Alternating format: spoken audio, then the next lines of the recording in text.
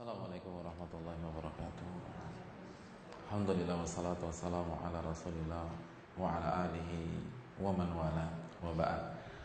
Hadirin yang dirahmati oleh Allah Subhanahu wa taala, alhamdulillah kita panjatkan puji dan syukur kita kepadanya atas segala nikmat dan karunia yang Allah limpahkan kepada kita.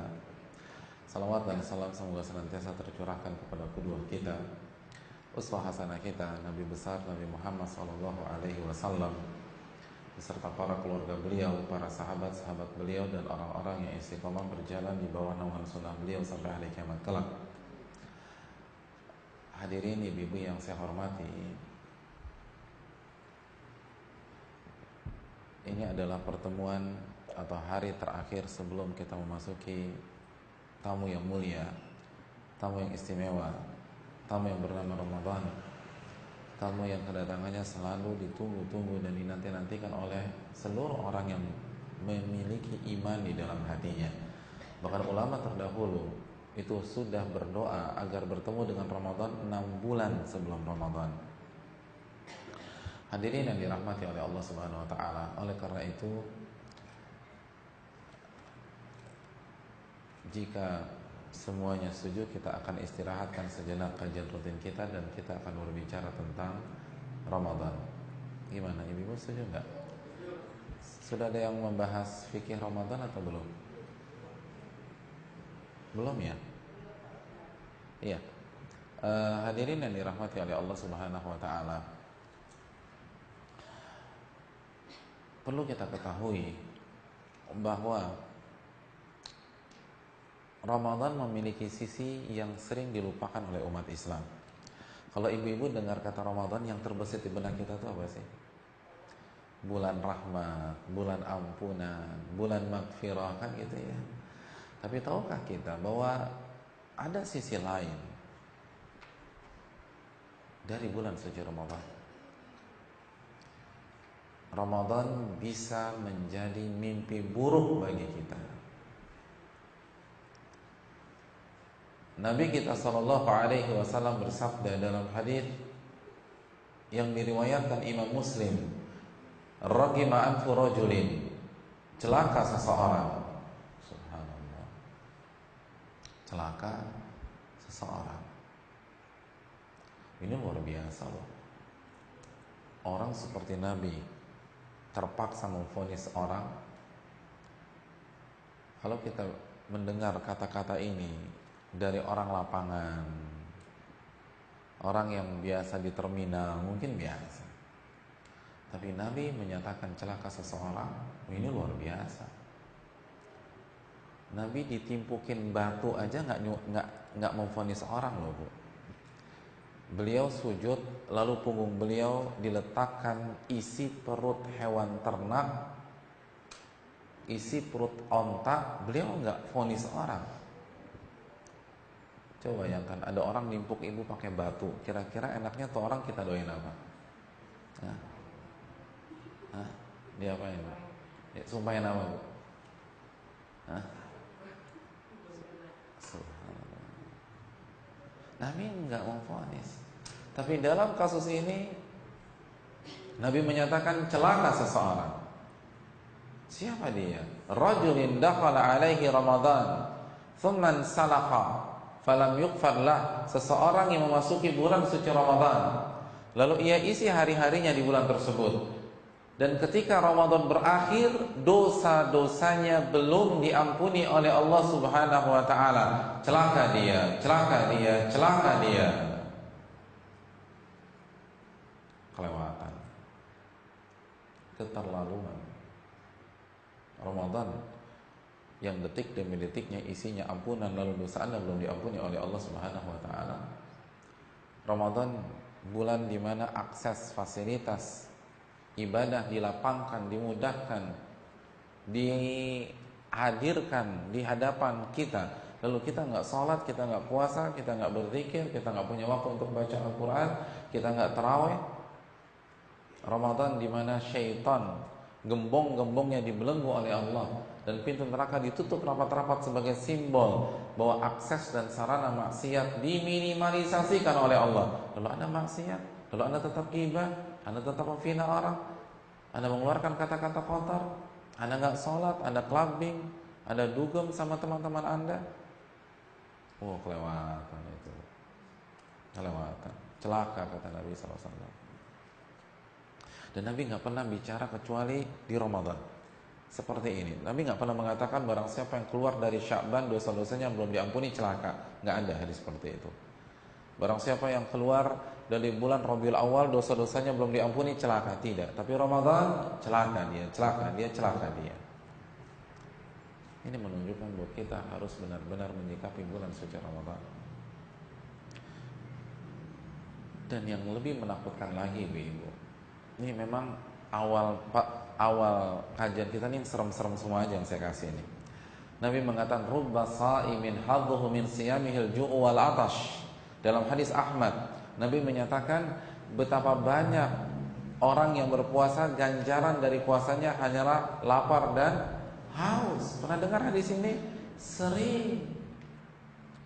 Artinya apa? Dia nggak dapat apa-apa. Dia hanya dapat lapar dan haus.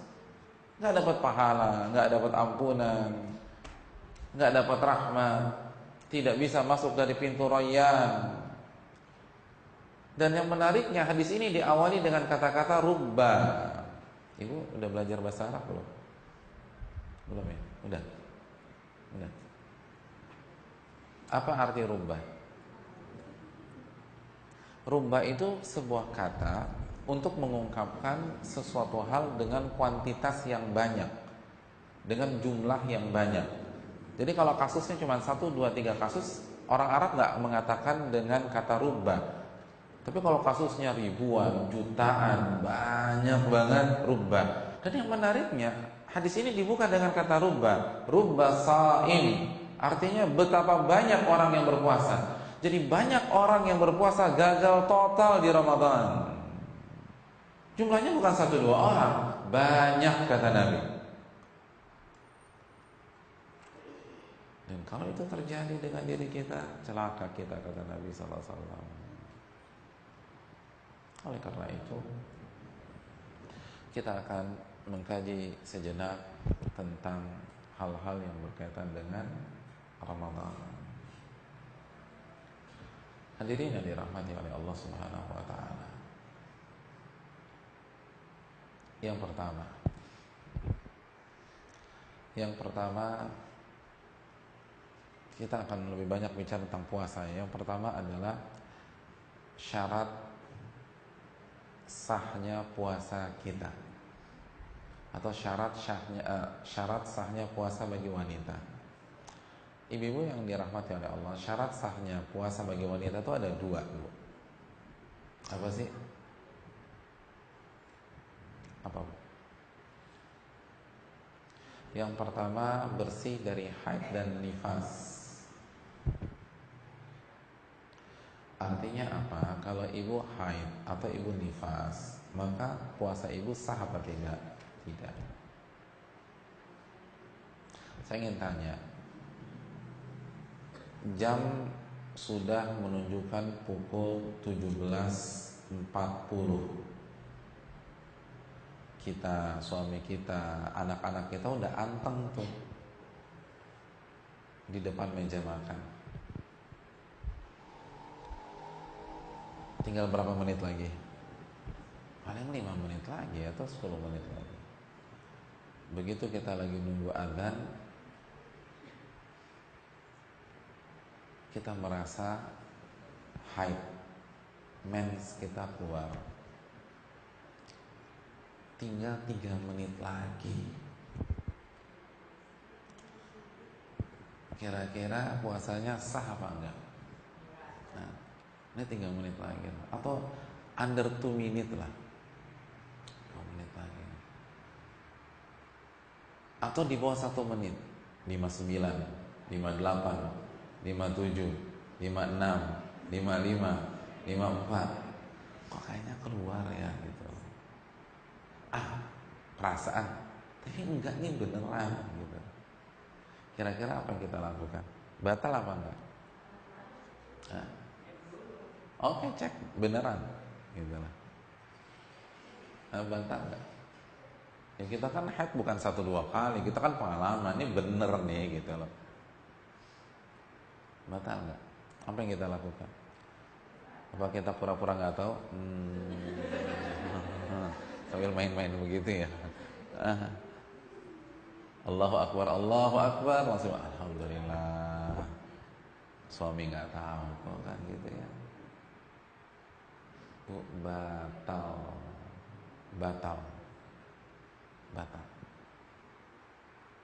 Walaupun 1 menit lagi.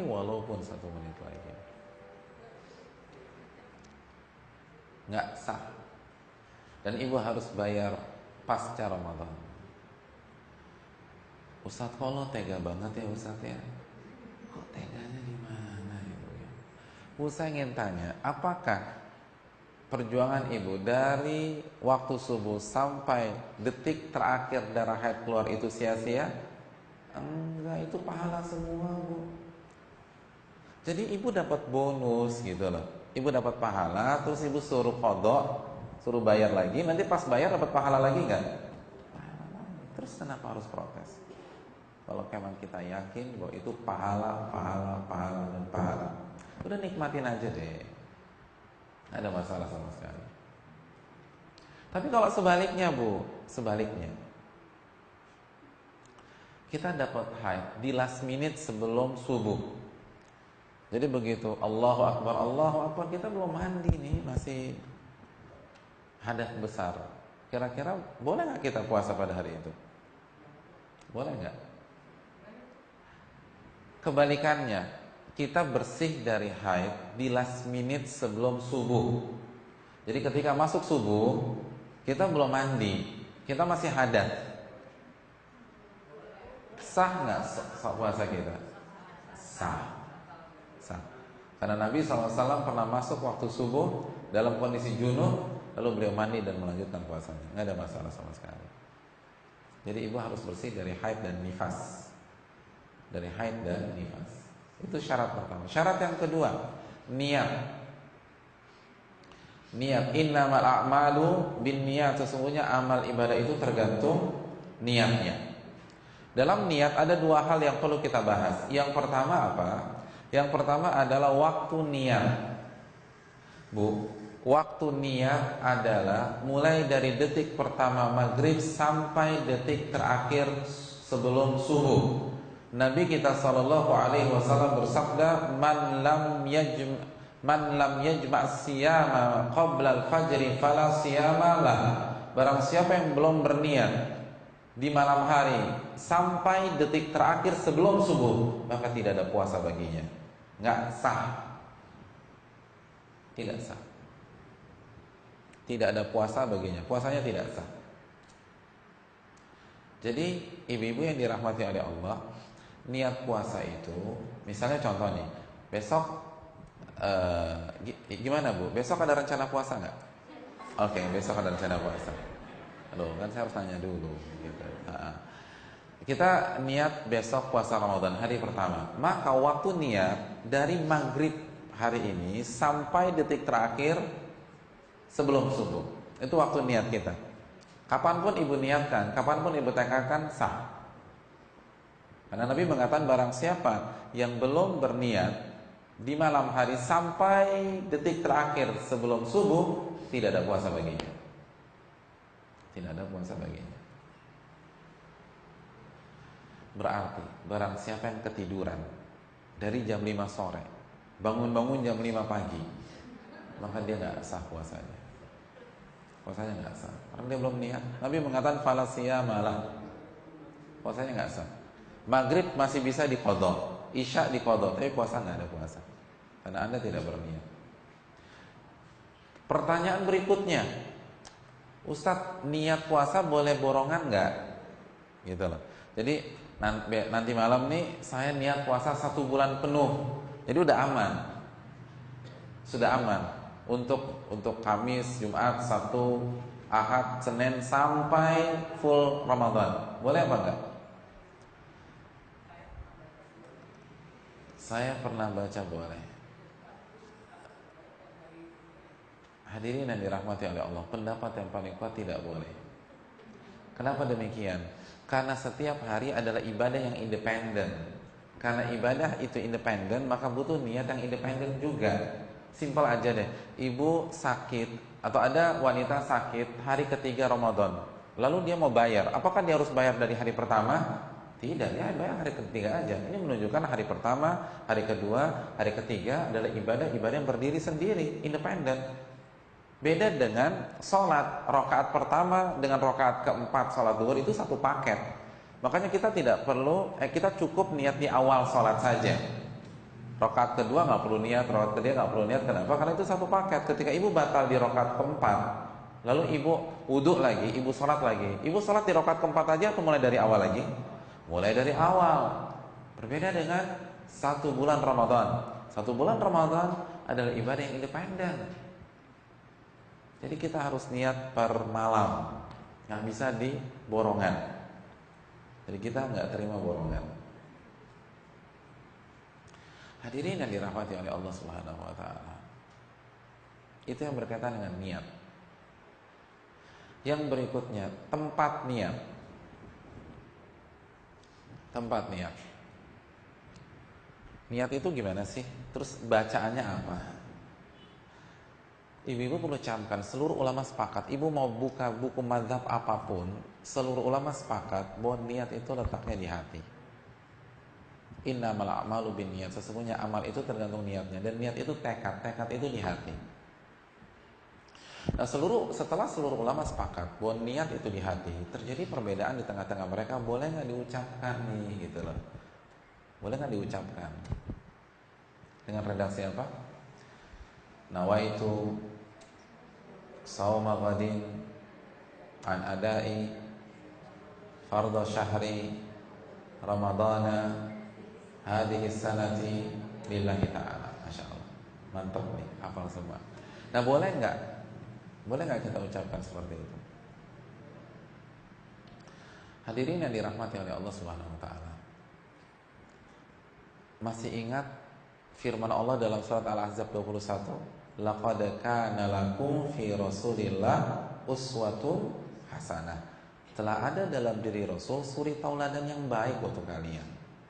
Jadi ayat ini meminta kita meneladani siapa? Rasulullah SAW. Yang namanya meneladani, kalau Nabi ke kanan kita kemana? Ke kanan. Nabi ke kiri, ke kiri. Nabi baca, kita baca. Nabi diam, kita diam. Nah, sekarang tinggal cek aja, apakah Nabi membaca nawaitu shauma ghadin? Perlu ibu ketahui, kalau ibu melakukan riset, buka seluruh ayat dalam Al-Quran dan seluruh hadis dari Nabi SAW, termasuk hadis yang lemah atau yang palsu, tidak ada keterangan sama sekali nawaitu shauma ghadin. Jadi sampai cari hadis yang palsu, coba googling gitu ya, hadis nawaitu shauma ghadin yang palsu aja nggak ada. Tidak ada. Oleh karena itu Nabi tidak membaca. Kalau Nabi tidak membaca, sebagai umatnya yang ingin meneladani beliau, yang ingin mengamalkan Al-Ahzab 21, maka kita tidak baca. Dan ibu-ibu sekalian, secara redaksi aja janggal loh, Bu. Nawaitu shauma ghadin, kan begitu ya? Artinya apa? Ibu tahu nggak sih artinya? Aku berniat puasa. Sebelum kita artikan, saya ingin tanya, biasanya kita baca niat ini pas kapan? Pas sahur atau ketika taraweh ya? Jadi biasanya kita nih, masyarakat kita habis taraweh atau pas sahur, betul ya? Contoh kita baca pas sahur deh. Kita baca pas sahur 15 menit lagi sebelum azan.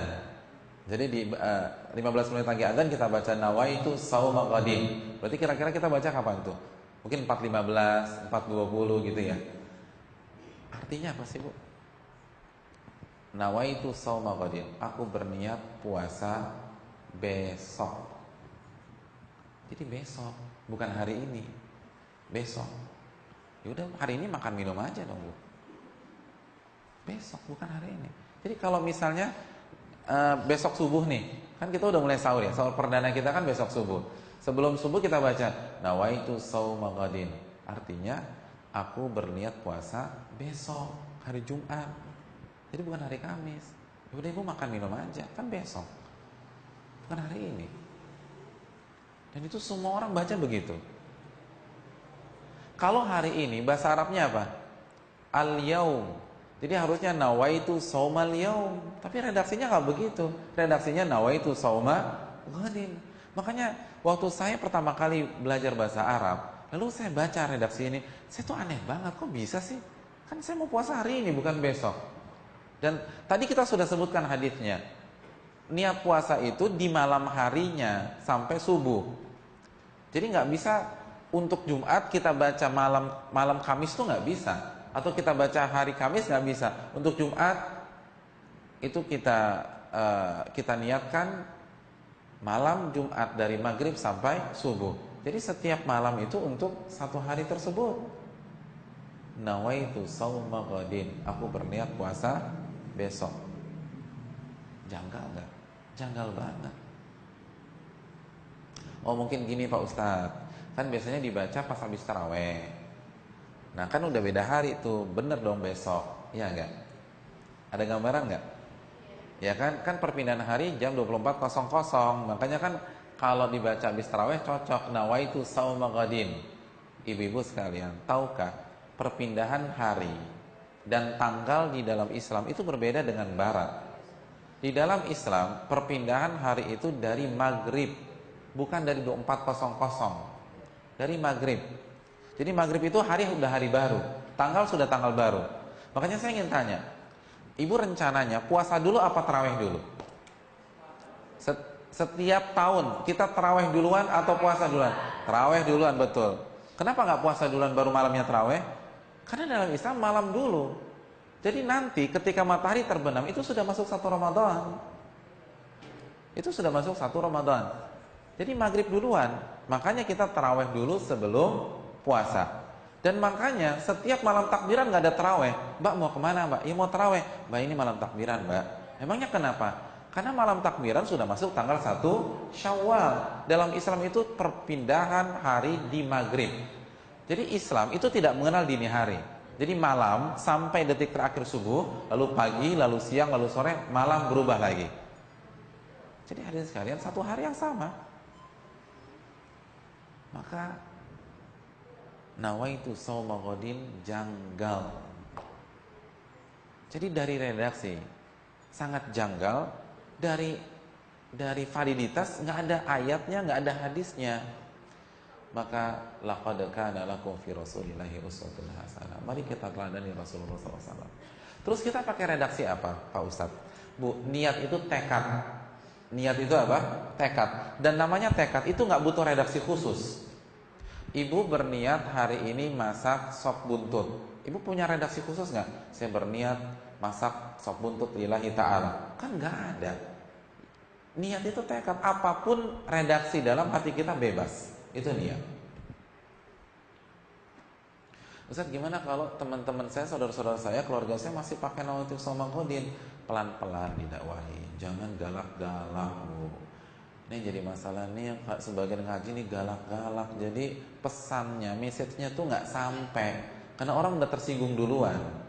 Jadi santun, baik-baik. Tahu nggak, aku dapat ilmu baru nih. Ternyata nawaitu shauma ghadin itu besok. Ini aneh ya, gitu. Ternyata nggak ada hadisnya. Pelan-pelan aja sampaikan ke suami, ke anak-anak, gitu loh. Ini yang perlu kita camkan. Pelan-pelan.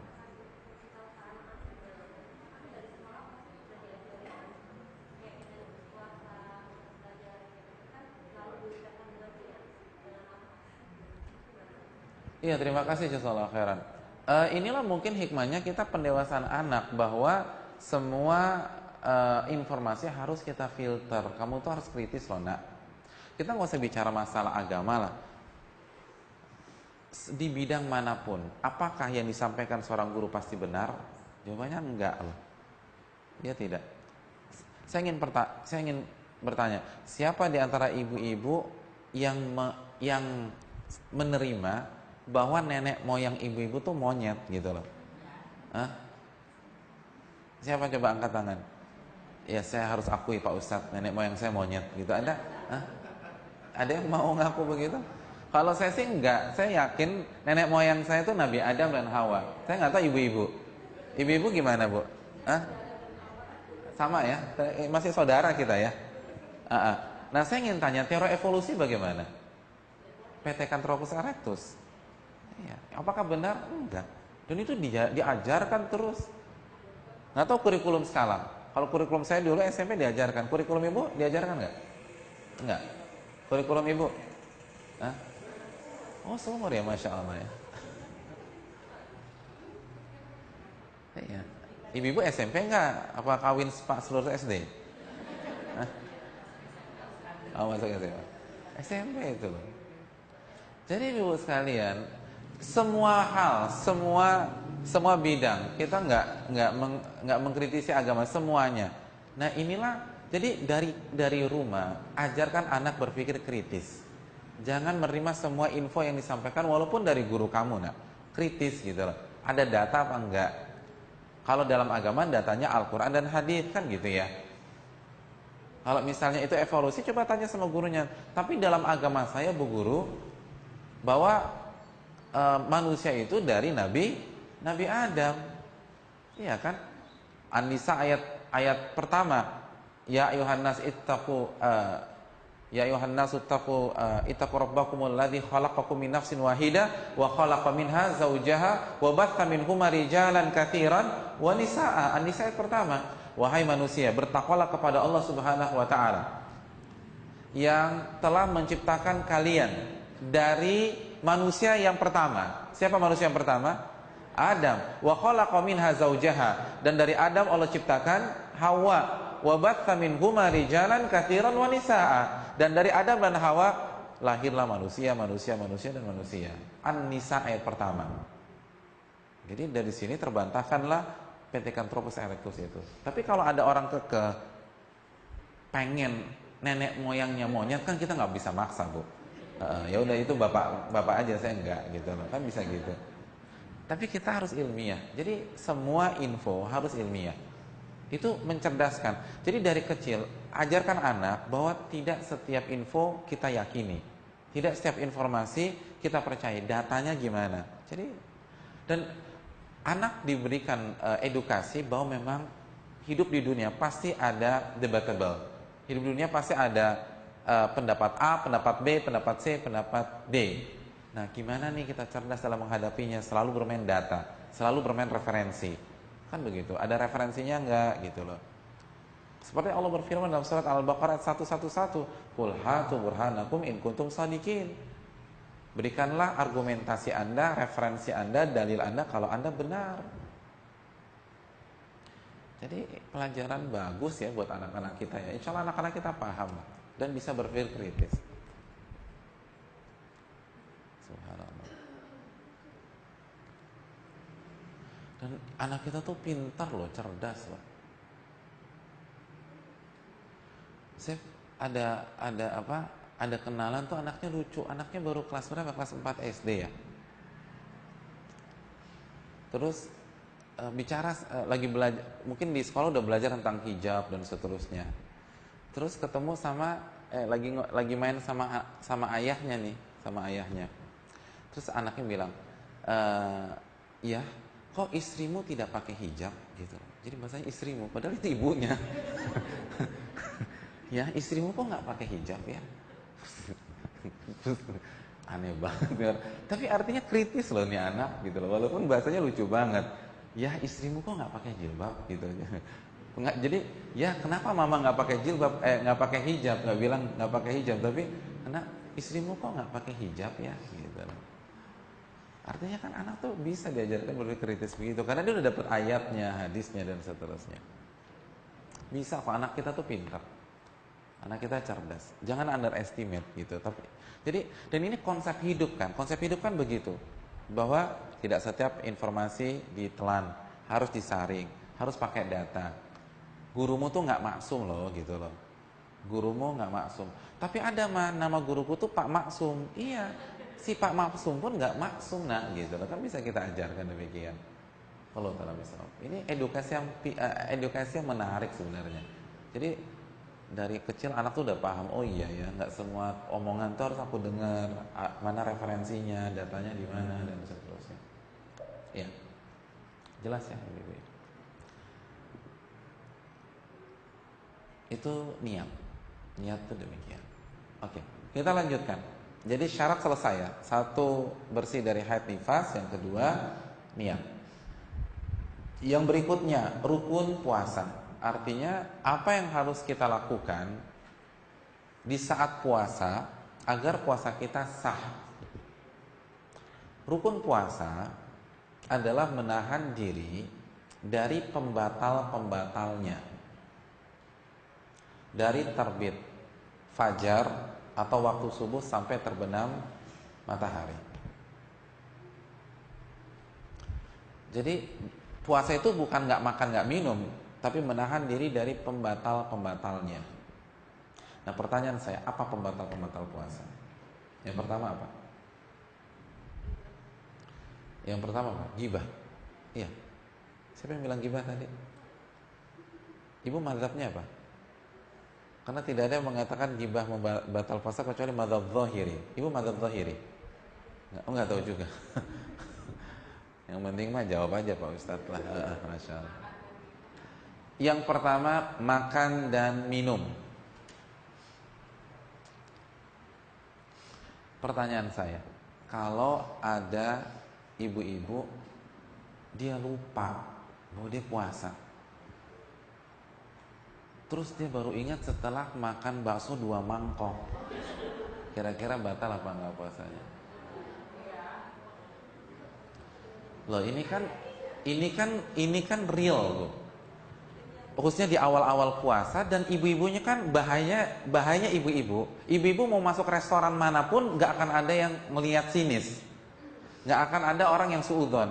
Kenapa? Karena wanita, mungkin dia lagi haid, lagi mens, lagi nifas, atau mungkin lagi hamil muda, nggak puasa, ya nggak. Beda sama saya masuk restoran Padang, orang pasti akan ngeliatin saya, ini udah jenggotan, pakai peci, mau makan lagi kan begitu. Ini orang alirannya apa sih kan gitu. Nah, ketika kita ngelihat orang sinis kan kita jadi mikir, oh iya lagi puasa, akhirnya kita keluar lagi. Tapi kalau ibu-ibu kan nggak aman gitu loh, nggak akan ditanya, bu nggak puasa bu gitu loh. Oh ini mungkin lagi haid. Jadi potensi missnya tuh besar. Nah, pertanyaan saya, batal nggak kalau lupa? Nabi SAW bersabda, "Man nasiya wa huwa sha'im fa akala aw syariba falyutimma shaumahu fa inna ma at'amahu Allah wa saqah." Barang siapa yang lupa bahwa dia sedang puasa, lalu dia makan dan minum, maka lanjutkan puasanya, enggak batal. Karena itu pemberian dari Allah Subhanahu wa taala. Tapi perlu kita ingat, begitu kita ingat, berhenti. Jadi kita lagi makan nih gitu loh, lagi makan, lagi ngunyah, tak, ya Allah saya lagi puasa.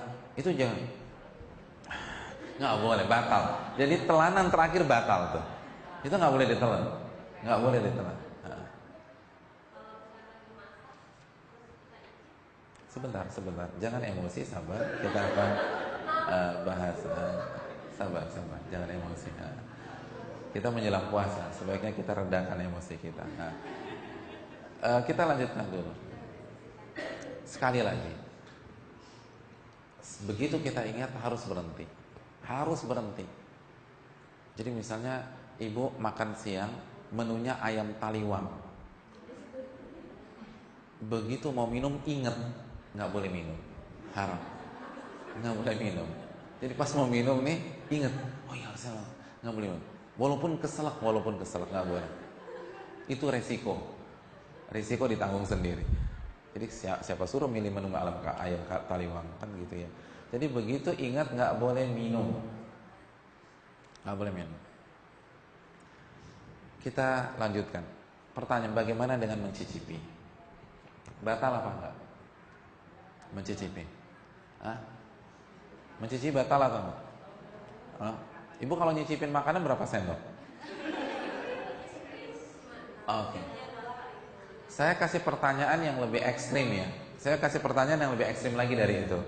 Apabila ada seseorang memasukkan bakso ke dalam, dia nyuapin bakso ke mulutnya, lalu dia punya, habis itu dia buang, batal apa enggak? Batal nggak? Saya nggak tanya haram atau halal ya. Kalau halal haram lah, itu mubazir. Atau ibu ambil 1 sendok nasi plus lauk gitu ya, misalnya nasi bogana atau nasi bakar, makan, lalu ibu buang lagi. Ibu nggak telan. Batal apa tidak? Batal apa tidak? Hah? Niatnya apa coba?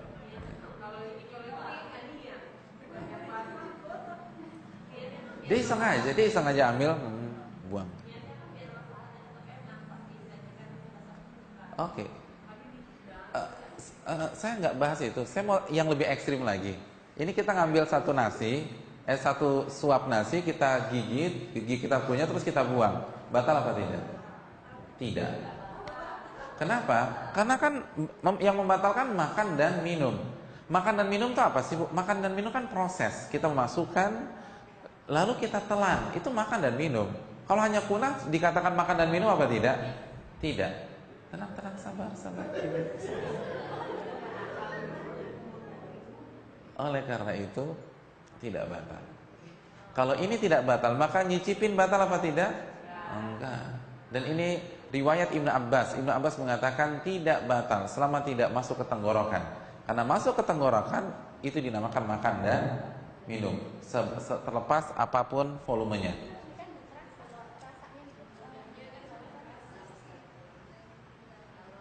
Iya, terasa makan dan minum bukan tuh? Bukan. Tenang. Paham. Ya jelas lah. Kalau nggak terasa, apa fungsinya icip-icip? Icip-icip itu untuk merasa, iya kan? Kalau ibu lagi flu, lagi mati rasa, perlu nggak dicip-icip? Ya nggak perlu lah, orang nggak terasa. Justru mencicipi itu agar terasa. Itu inti mencicipi. Dan riwayat Ibnu Abbas jelas. Ini ada hadisnya, hadis Ibnu Abbas. Boleh mencicipi selama tidak masuk ke tenggorokan. Karena sekali lagi, yang pertama ada hadisnya, yang kedua itu bukan makan dan minum. Ibu cari kamus bahasa manapun itu tidak dinamakan makan dan minum, benar nggak? Ya. Dan yang yang membuat puasa kita batal apa? Makan dan minum. Ya sudah, selesai. Jelas? Boleh.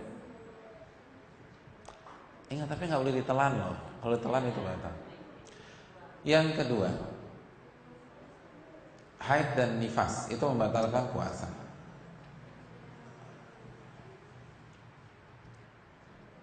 Dan ini kesepakatan seluruh para ulama, dan saya rasa kita semua sudah pada paham, dan tadi sudah kita kasih contohnya. Apa? Mencicipi kalau ada tujuannya nggak makruh, tapi kalau iseng-iseng aja makruh. Tapi nggak batal karena nggak ada proses makan dan minum, tapi makruh. Ya, pertanyaan bagus dari Bu Vera untuk menekankan lagi. Jadi contoh yang tadi saya sampaikan itu hukumnya makruh, tapi nggak membatalkan puasa karena bukan proses makan dan minum, tapi dosa. Dari sisi mana dosanya? Mubazir lah. Anda ngunyah terus Anda buang kan mubazir. Tapi kita lagi bahas bukan mubazirnya, batal apa enggak puasanya. Itu pembatal yang pertama. Pembatal yang kedua haid dan nifas. Pembatal yang ketiga, mohon maaf, berhubungan intim. Berhubungan intim membatalkan puasa.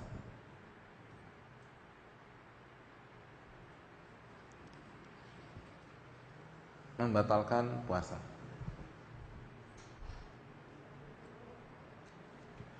Hadirin yang dirahmati oleh Allah Subhanahu wa taala. Apa yang dimaksud berhubungan intim?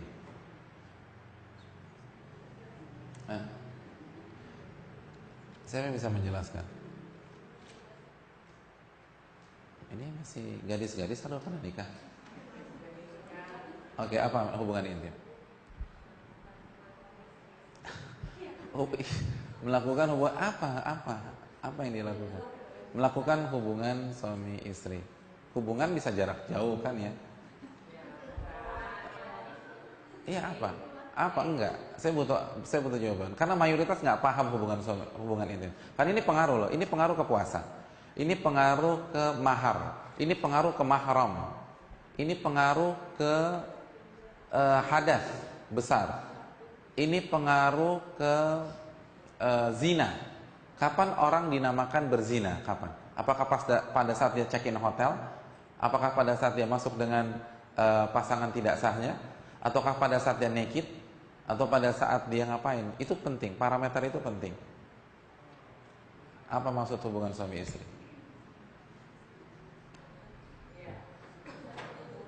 Ya apa? Struktur itu apa?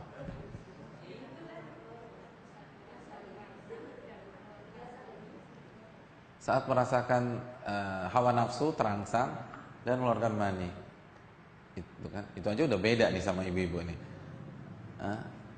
Ternyata nggak simpel ya. Makanya terkadang ternyata terkadang hal-hal yang simpel itu suka miss dari kita. Bu, hubungan intim adalah, mohon maaf, hilangnya kepala zakar ke vagina wanita. Jelas? Paham? Jelas ya? Atau pakai bahasa yang lebih enak, pakai bahasa sekarang, hilangnya kepala Mr. P ke Miss V, udah. Itu paling enak udah. Nah, kepalanya. Jadi bukan penetrasinya. Artinya kalau sudah terjadi, intinya tuh ketika kepala hilang, itu hubungan intim. Walaupun hanya 1-2 detik. Jadi kalau ada orang check-in hotel, baru melakukan itu 1 detik, tiba-tiba ada penggerebekan, Anda zina, gitu loh. Tapi saya baru 2 detik zina, gitu loh. Anda zina. Ini yang perlu kita camkan. Walaupun tidak keluar mani,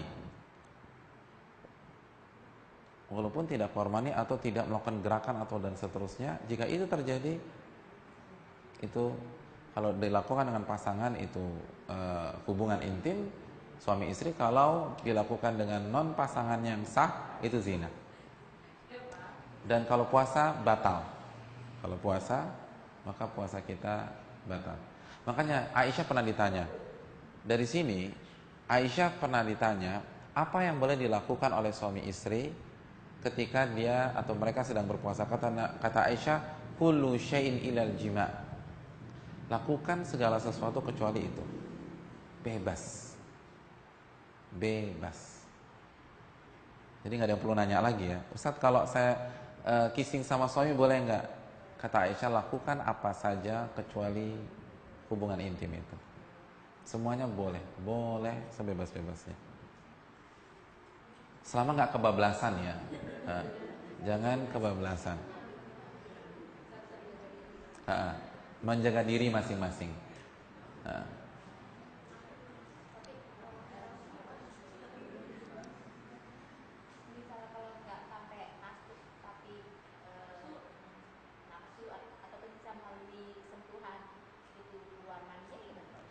Kita akan bahas poin berikutnya.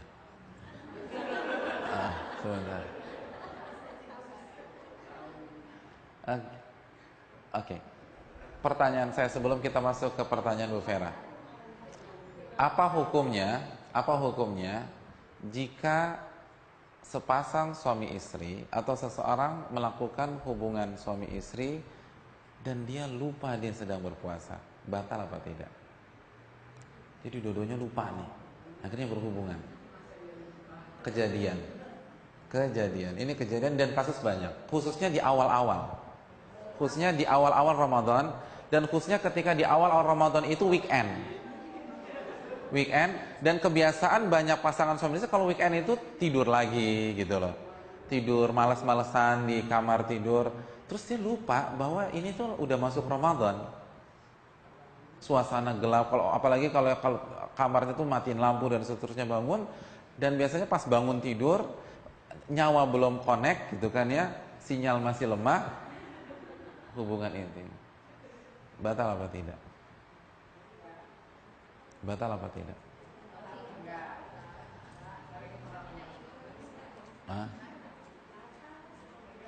Batal apa tidak?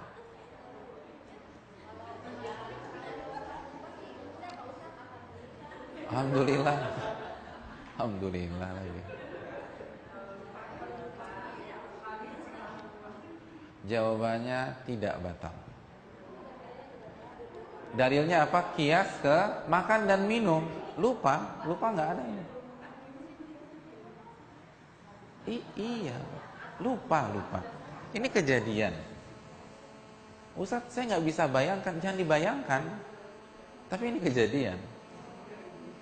Yang ibu tidak bisa bayangkan belum tentu nggak ada di dunia ini. Ada banyak hal yang kita nggak terbayangkan sebelumnya, itu kejadian.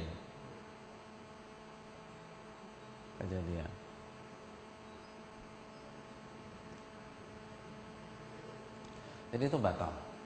Itu nggak batal, mohon maaf. Tapi kalau ingat harus berhenti pada detik itu juga. Tidak ada overtime, tidak ada perpanjangan waktu, nggak ada. Berhenti. Begitu ingat, misalnya main tatap-tatapan, sama-sama kaget, langsung selesai. Over, selesai. Game over, selesai. Nggak boleh lanjut. Begitu kita tricky dikit, batal. Gitu. Harus selesai. Mandi ya. Jadi batal ya.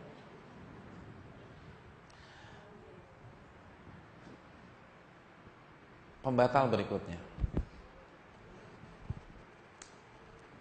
berikutnya mengeluarkan mani, baik laki-laki maupun wanita. Walaupun terjadi perbedaan, tapi mayoritas ulama mengatakan batal. Mayoritas ulama, jumhur mengatakan batal. Kenapa? Karena nama lain dari mani itu syahwat. Di dalam agama, nama lain dari mani itu syahwat. Dan Allah berfirman, فَإِنَّهُ يَدَعُ طَعَامَهُ وَشَرَابَهُ وَشَهْوَتَهُ مِنْ أَجْلِيَّ. Orang yang berpuasa itu meninggalkan makan, minum, dan syahwatnya karena aku. Jadi dia harus meninggalkan hubungan intim atau mengeluarkan mani. Batal. Dari sini, walau ta'ala bisawab, kalau terjadi sentuhan atau cumbuan, lalu membuat pasangan suami istri itu bergejolak tapi tidak mengeluarkan mani, maka puasanya batal apa tidak? Tidak, nggak batal. Nggak batal.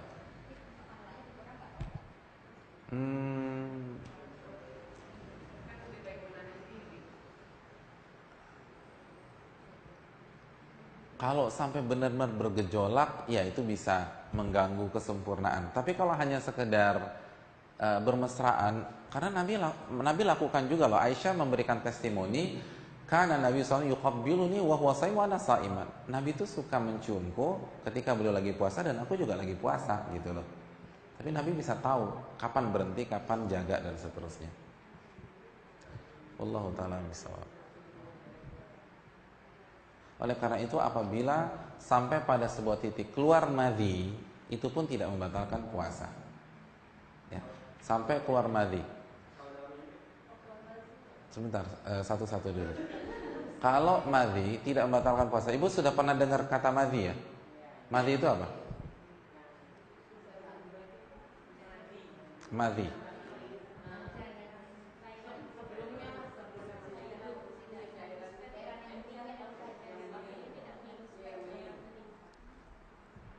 Iya, madhi itu kan cairan yang keluar dari laki-laki dan wanita ketika dia bergejolak nafsu syahwatnya. Dan kata Ibnu Hajar dan para ulama menjelaskan bahwa lebih sering dikeluarkan oleh wanita. Karena cairan ini berfungsi juga untuk pelumas. Jadi keluar juga bersama pelumas. Jadi fungsinya juga untuk memudahkan. Nah, itu madhi. Kalau itu sampai keluar di bulan pada saat kita puasa, batal puasa kita apa enggak? Enggak, insya Allah. Madhi itu najis. Jadi tinggal kita bersihkan saja lalu berwudu. Jadi membatalkan wudu aja. Oke, sekarang bagaimana dengan mimpi basah? Ada orang tidur siang hari ya, terus bermimpi mengeluarkan mani, apakah puasanya batal atau tidak? Puasanya batal apa tidak? Iya betul. Jawabannya tidak. Kecuali di set dari awal, gitu loh. Jadi dia menghayal macam-macam, gitu loh. Pengen banget gitu. Kejadian mimpi tersebut keluar mani maka batal, kata para ulama. Karena emang udah niat dari awal. Dan itu kan bisa. Walaupun nggak pasti kejadian ya. Tapi sering kali kita bermimpi hal terakhir yang benar-benar berada di benak kita pada saat kita sebelum tidur. Pembatal terakhir, muntah dengan sengaja. Muntah dengan sengaja.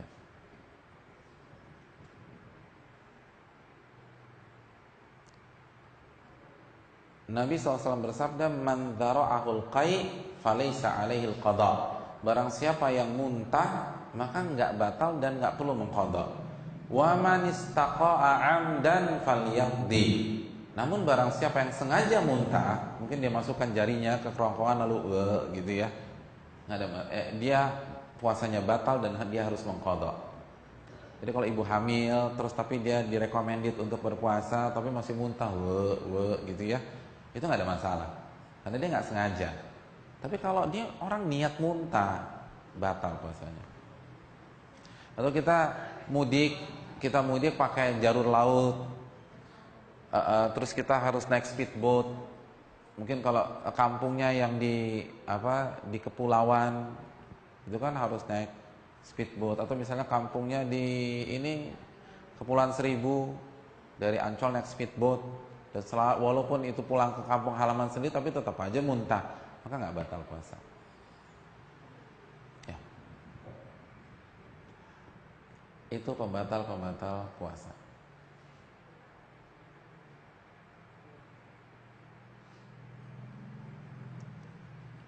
Saya kasih satu tips ya, dan ini ibu bisa kiaskan ke masalah-masalah kontemporer.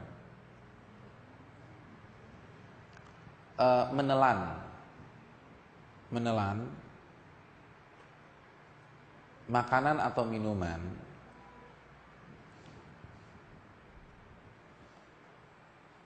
tanpa sengaja, tanpa niat untuk makan dan minum, namun ini adalah konsekuensi dari hal mubah yang kita lakukan, maka tidak membatalkan puasa.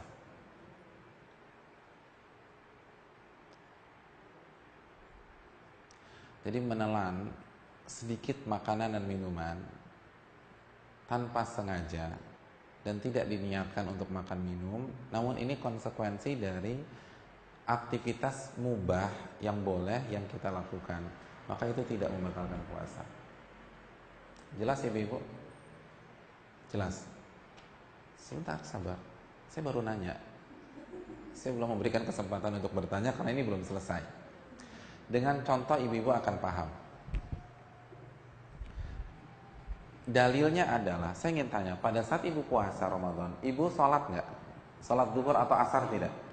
Sholat. Ketika ibu sholat, ibu berwudu apa tidak? Oke, berwudu. Ketika ibu berwudu, apa di antara yang ibu lakukan apa? Silakan Bu, hati-hati. Berkumur-kumur. Ketika ibu berkumur-kumur, ibu memasukkan air ke mulut ibu untuk gitu ya. Nah, contoh air yang ibu masukkan adalah misalnya 10 mili. 10 mili.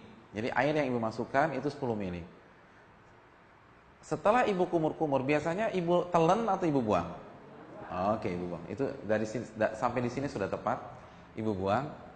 Nah, ketika terbuang, pertanyaan saya, apakah yang terbuang itu 10 mili juga atau kurang dari 10 mili?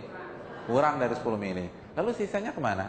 Masih ada di rongga mulut kita dan itu akan tertelan bersama air liur dan seterusnya, itu akan tertelan. Batal? Enggak. Karena pertama enggak sengaja, dan yang kedua nggak ada niat makan minum, dan ketiga ini konsekuensi kumur-kumur ya begitu. Jelas? Dari sini gosok gigi, dapat gosok gigi.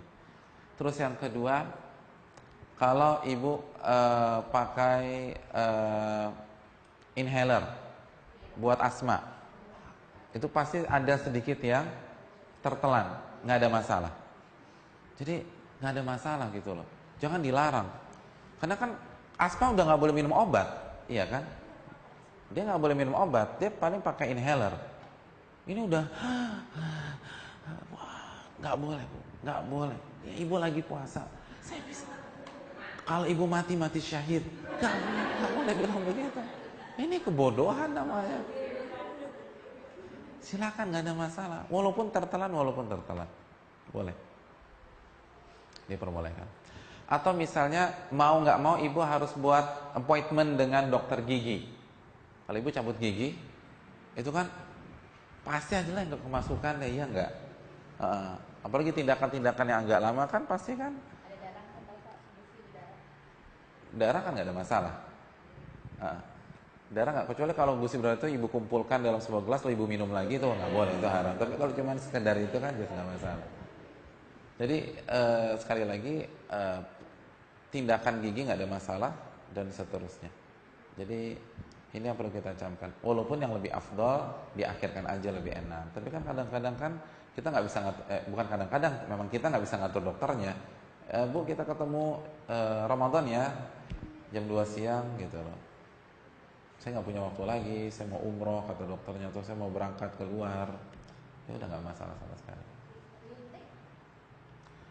Suntik tergantung ibu mau nyuntik apa nih gitu loh. Suntik kurus, masya Allah. Kan gini ya, suntik itu ada yang ke otot, ada yang ke bawah kulit, ada ke aliran darah, gitu kan ya. Nah ini kemana dulu nih? Yang kalau ke otot atau hanya ke kulit, kan suntik ke kulit gitu kan bisa, iya kan?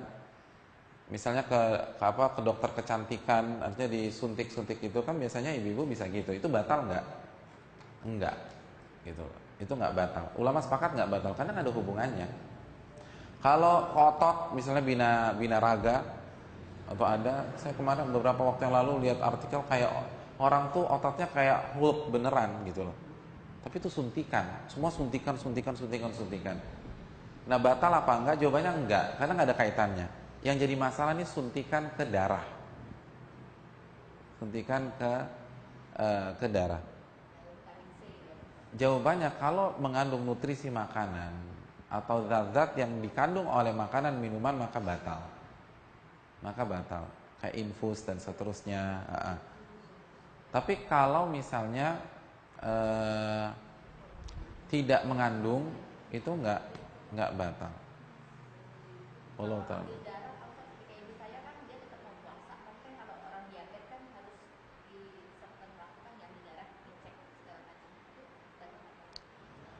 Ambil darah itu dikiaskan ke bekam. Nah bekam batal nggak? Bekam tahu ya? Nabi SAW mengatakan, Inna Nabi SAW ihtajama wa huwa shaim. Nabi pernah berbekam dalam kondisi berpuasa. Berarti berbekam tidak membatalkan, otomatis ambil darah pun tidak membatalkan. Kecuali kalau lemes gitu loh. Karena makanya Nabi mengatakan orang yang berbekam dilarang pada saat puasa. Kata para ulama itu kalau lemes, kalau nggak jadi bisa membahayakan diri dan seterusnya. Ini juga ada kaitannya dengan donor. Donor kalau memang kuat nggak membatalkan puasa. Tapi jangan dikiaskan ke cuci darah. Karena secara umum cuci darah itu ditambah garam, ditambah beberapa zat, atau transfusi. Itu ketika kita dapat darah orang lain, darah itu kan isinya kan gizi semua, jadi seger lagi gitu loh. Nah itu membatalkan puasa. Kecuali kalau cuci darah yang pure, hanya di ini masukin lagi tanpa dicampur zat apapun, enggak. Tapi rasanya nggak ada deh cuci darah seperti itu. Saya nggak tahu ya. Tapi yang biasanya dilakukan itu pasti ada campuran. Tapi kan seperti kayak Pak D saya itu kan memang udah harus rutin seminggu 2 kali. Berarti pas saat dia cuci darah itu tapi dia nggak boleh puasa. Iya, kalau gitu ya nanti diqadha aja. Kalau itu dicampur sama zat-zat yang ada di makanan minuman, dan biasanya kan begitu, makanya kan lebih seger, orang habis cuci darah kan seger gitu loh. Itulah pembatal puasa.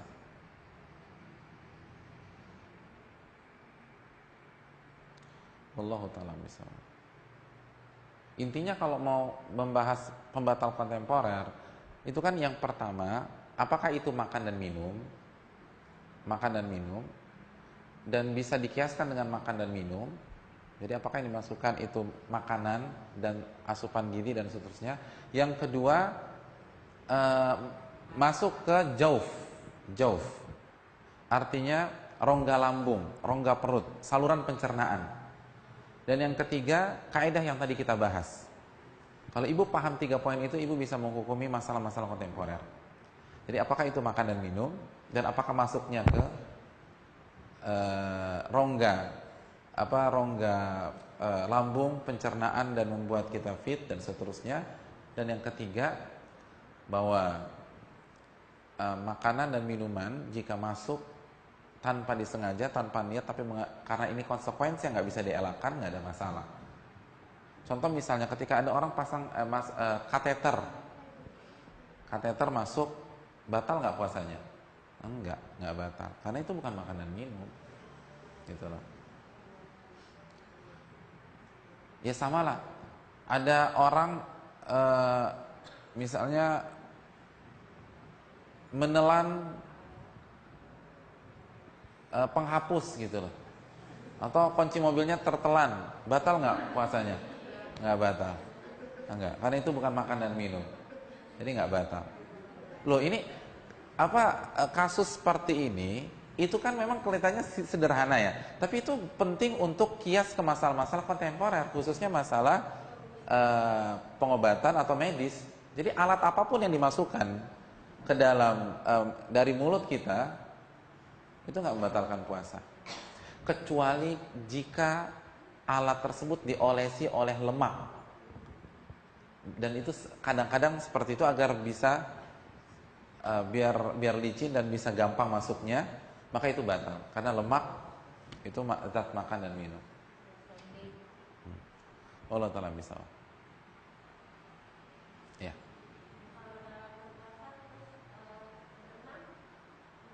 Tergantung, kalau berenang aja nggak batal, tapi kalau berenang sambil minum air batal. Tergantung nih gimana nih, kembali kepada kaidah kita aja. Itu pembatal puasa komplit, tinggal ibu kiaskan. Boleh.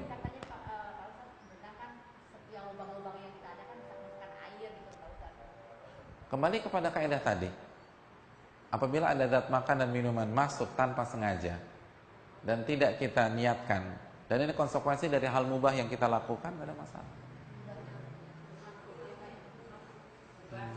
Mubah, berenang boleh.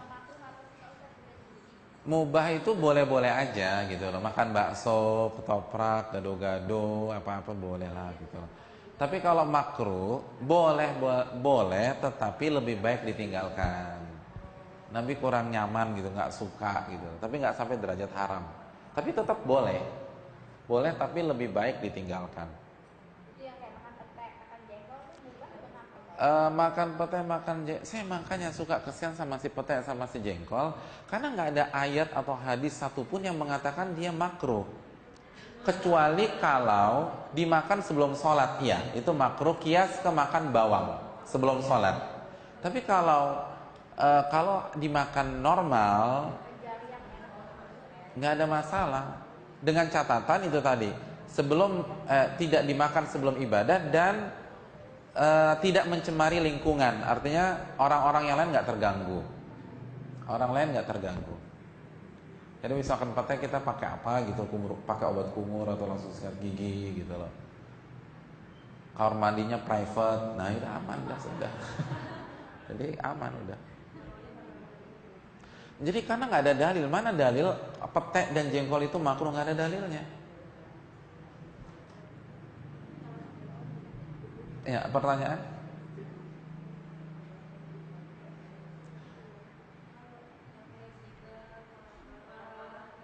Apa?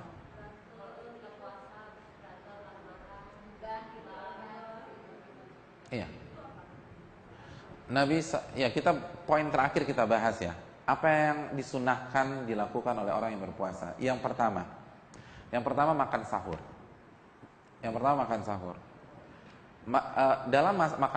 dalam masalah makan sahur ada beberapa poin yang harus ibu-ibu perhatikan. Yang pertama, makan sahur itu ibadah.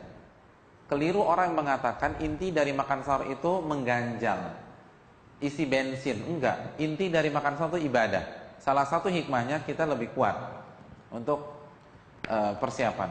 Ini ibadah. Nabi SAW bersabda, "Tasahharu fa inna fis sahuri barakah." Maka bersahurlah kalian karena dalam sahur itu berkah. Berkah kata Nabi. Makanya Nabi mengatakan, "Tasahharu walau bi jur'ati ma." Makan sahurlah atau bersahurlah walaupun hanya dengan seteguk air. Jadi bersahurlah walaupun seteguk air. Artinya gini, misalnya ibu-ibu tidak mood, tidak lagi malas makan, perut lagi nggak enak atau lagi diet, itu tetap sahur walaupun hanya minum seteguk air putih. Jadi kalau lagi nggak mood makan besar, makan berat, ya udah buat roti atau ngemil apa, nastarnya dimakan satu atau satu kacang, atau buat teh, buat kopi. Yang penting ada sahur, walaupun seteguk air. Karena ini ibadah. Jadi keliru benar orang yang berpikir bahwa kalau gue kuat gue nggak perlu makan sahur. Enggak. Kadang-kadang suami tuh susah dibangunin. Yang bangun yang udah kita makan sahur. Aku tidur lagi aja deh, aku kuat kok, insya Allah. Enggak, ini bukan kuat atau enggak kuat, ini ibadah kepada Allah Subhanahu Wa Taala. Jadi ini perlu dicamkan, sahur itu ibadah. Itu yang pertama. Yang kedua, sahur itu di waktu sahur, bukan di jam 11, bukan jam 12, bukan jam 1, bukan sambil nonton bola jam 2. Ibu tahukah sahur itu artinya apa sih? Sahur itu dari kata sahar adalah waktu atau nama untuk waktu di detik-detik terakhir sebelum subuh. Jadi waktu di detik-detik terakhir sebelum subuh dinamakan apa? Sahur. Jadi makanlah di waktu sahur. Bukan jam 2 bukan waktu sahur. Itu malam. Apalagi jam 11, apalagi sebelum tidur. Kita makan sahur sebelum tidur ya biar nanti nggak usah bangun lagi. Enggak, bukan itu masalahnya. Banyak orang nggak paham apa makna sahur. Sebentar dulu, kita lanjutkan. Yang ketiga, semakin dimepetkan dengan subuh semakin bagus. Nabi paling suka. Karena Allah berfirman dalam surat Al-Baqarah 187, "Wa kulu washrabu hatta yatabayyana lakumul khaytul abyadu minal khaytil aswadi minal fajar." Maka minumlah kalian sampai jelas bagi kalian terbit waktu subuh atau terbit fajar. Bukan terbit matahari ya, tapi terbit fajar maksudnya waktu subuh. Jadi kata Allah berfirman, makan dan minumlah kalian sampai jelas masuk waktu subuh. Allah tidak mengatakan 10 menit sebelum subuh, tapi Allah berfirman sampai subuh. Yang berikutnya, dan Nabi juga mengatakan wakulu washrabu fakulu washrabu hatta yu'adzina Ibnu Ummi Maktum. Makan dan minumlah kalian sampai Ibnu Maktum azan. Kapan Ibnu Maktum azan? Waktu subuh. Bahkan Nabi bersabda, "Idza sami'a ahadukumun nida wal ina'u fi yadi." Apabila salah seorang dari kalian mendengar azan sedangkan makanannya belum habis nih, gitu loh.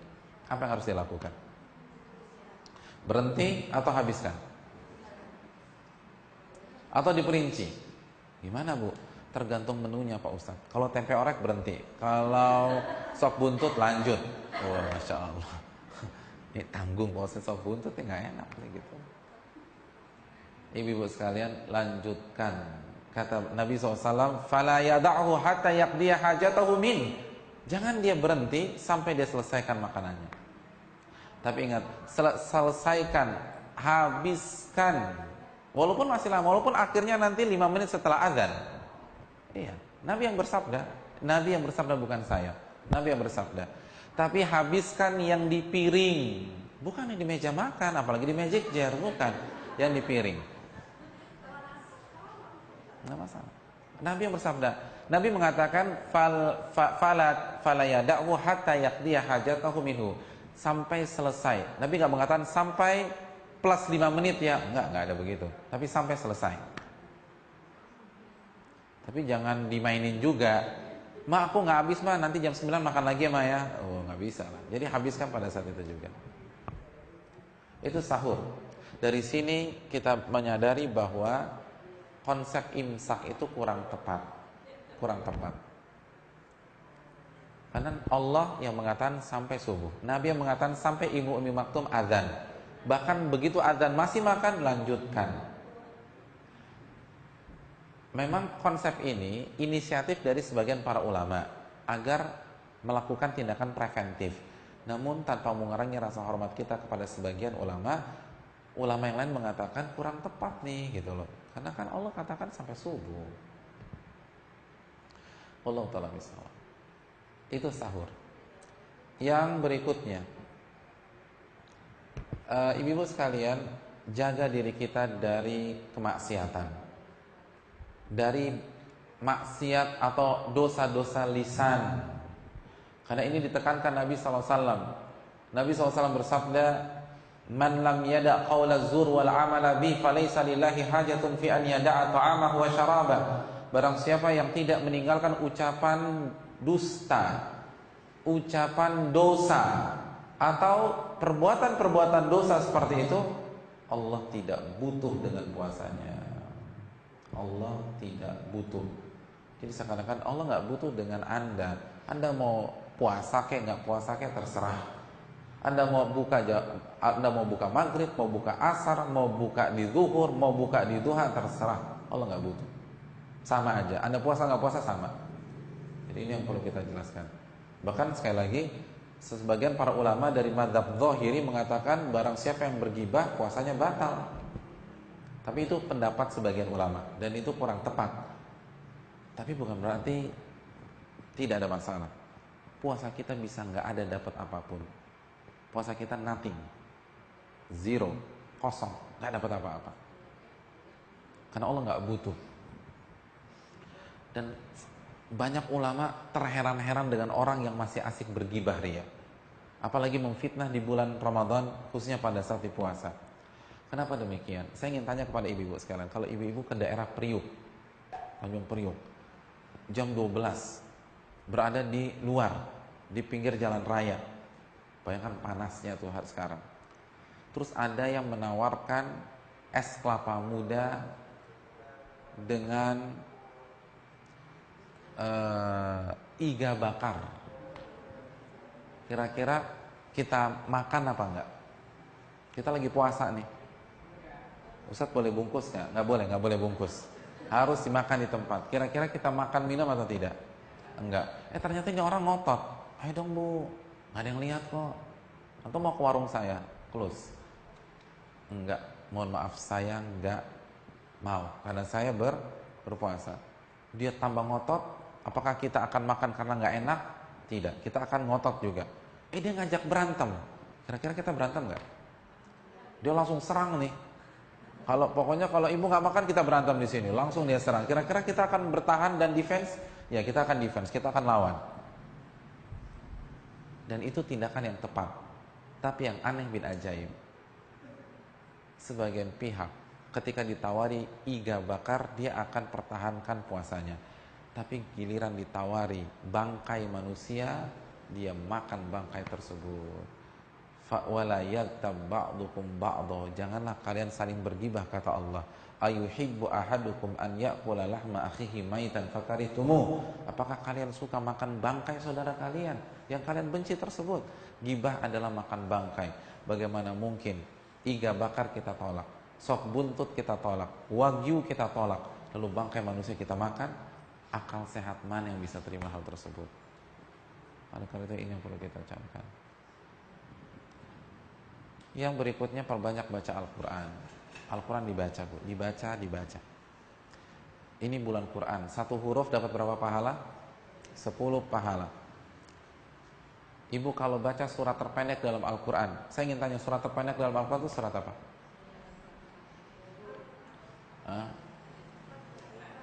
Terjadi perbedaan di tengah ibu-ibu sekalian. Ini kalau surat terpendek sudah khilaf, gimana surat terpanjang?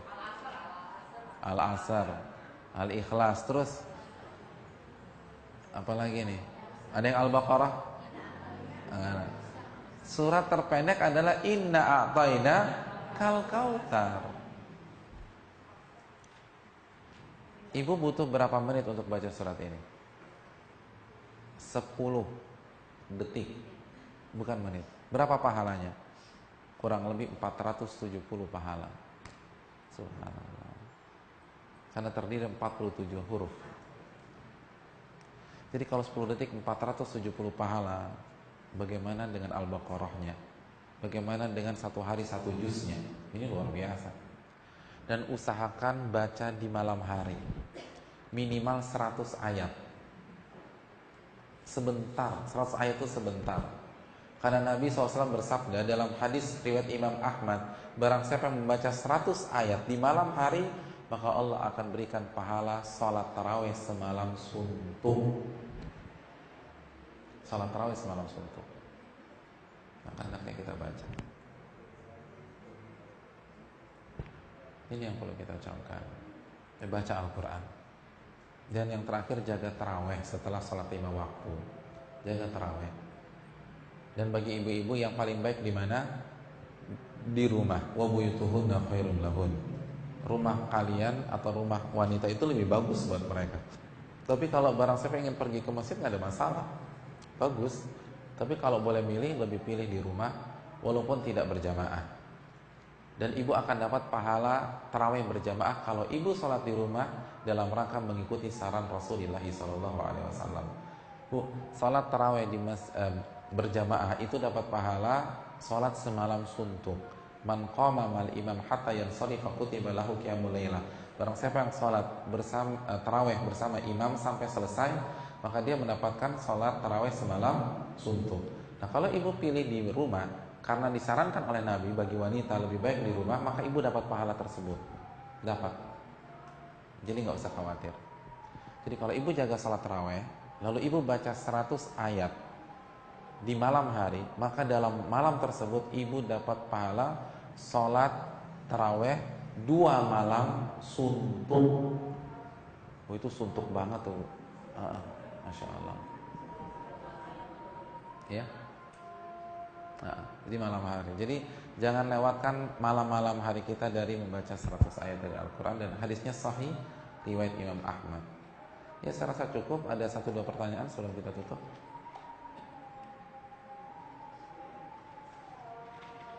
Pertanyaan? Iya.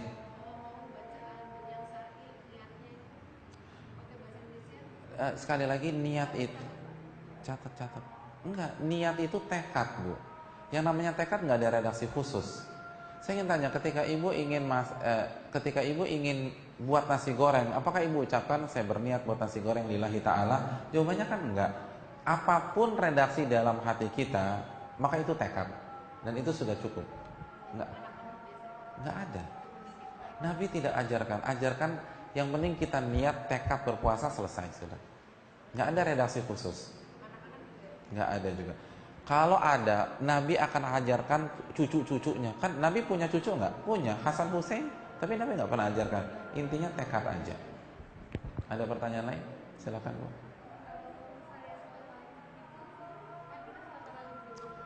Ya, terima kasih, jazakallahu khairan. Bu, taraweh, qiyamul lail, tahajud itu sama, nggak ada bedanya. Itu sama-sama sholat malam. Bedanya tahajud itu kalau salat malam dilakukan setelah tidur, sesudah tidur, maka dinamakan tahajud. Dan itu hanya penamaan aja, substansinya sama, hanya penamaan saja. Dan boleh, silakan lanjut terus.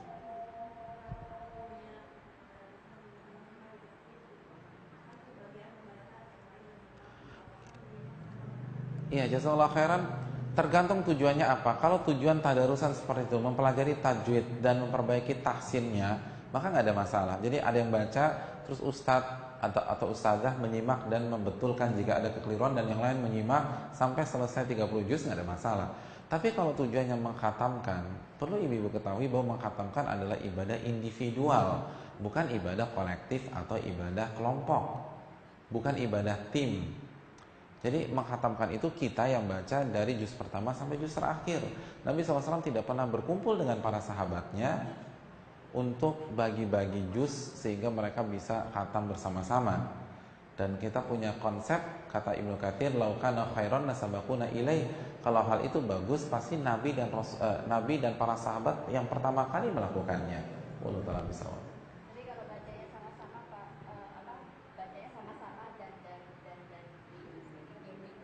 dibimbing, dibenarkan, diarahkan nggak masalah, gitu. Ya, maksudnya kita baca sama-sama bisa Bismillahirrahmanirrahim, maksudnya kita mengulang gitu, maksudnya kita Bapak baca Bismillah, terus kita juga ulang lagi gitu, mengikuti, tapi kita berbaca juga semua ya. Minta ustadznya kalau ada salah dibenarkan dan dijelaskan gitu loh. Jadi karena ini tergantung niat. Kalau tujuannya mengkhatamkan, tidak ada khataman secara kolektif atau kelompok. Tapi kalau dibenarkan, dijelaskan, gini loh Bu cara bacanya, ayo ikuti saya habis ini ya, nggak ada masalah. Tapi diterangkan sama ustadz atau ustadzahnya.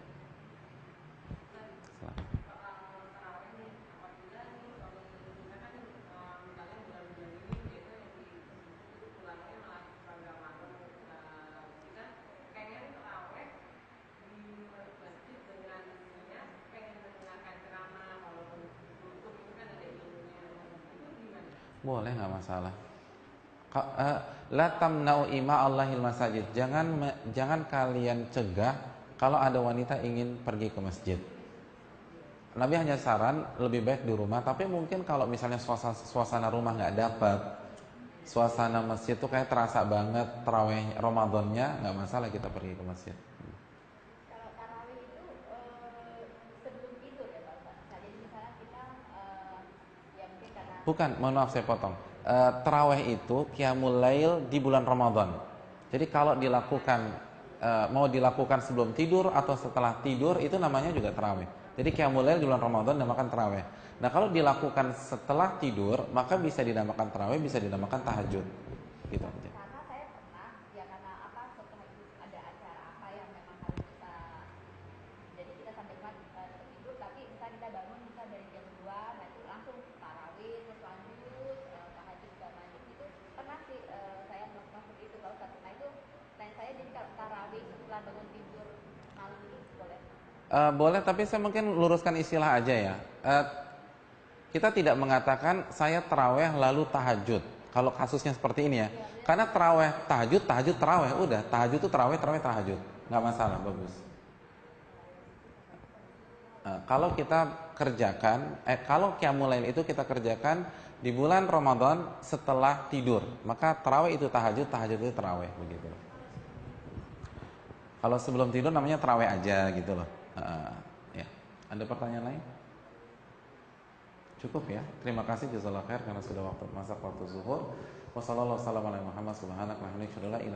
Assalamualaikum warahmatullahi wabarakatuh.